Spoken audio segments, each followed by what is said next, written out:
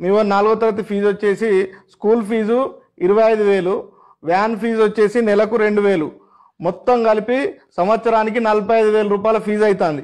రాములు, నువ్వు ఫీజు మొత్తం కట్టేటప్పుడు చూసి తీసుకుందాం, కానీ ముందుగాల పుస్తకాలకు ఒక 5,000, బడి బట్టలకు ఒక 3,000, బూట్లు బెల్ట్ ఐడి కార్డుకు ఒక 1,500, మొత్తం ఒక 9,500 అయితే ముందు కట్టు. సారు, మా బామ్మర్ది కొడుకు తువ్వ మీద దుకాణం పెట్టిండు. వాని దగ్గర ఇవన్నీ నేను ఉద్దర తీసుకుంటా గానీ మీరైతే చదువు చెప్పుర్రి వీనికి. గట్లెట్లుంటది, అన్ని మా స్కూల్లోనే తీసుకోవాలి. అయితే మీరు బయట బట్టల షాప్ కూడా పెట్టిర్రా? అట్లయితే నాకు మంచి రంగులుండి ఒక 2 గోచిగుడ్డలు ఇర్రి సారు.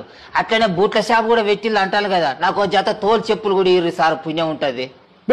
ఏం మాట్లాడుతున్నా రాములు, ఇది బడి, బట్టలు బూట్లు అమ్మే దుకాణం కూడా అయింది. మరి నేను అడిగేది కూడా గదే, మేము దోలే పొలగాలకు చదువు చెప్పుర్రి కానీ బట్టలు బూట్లు పుస్తకాలు కాపీలు టైలు బెల్ట్లు అని మమ్మల్ని నిలువు దోపిడి చేయకుర్రి.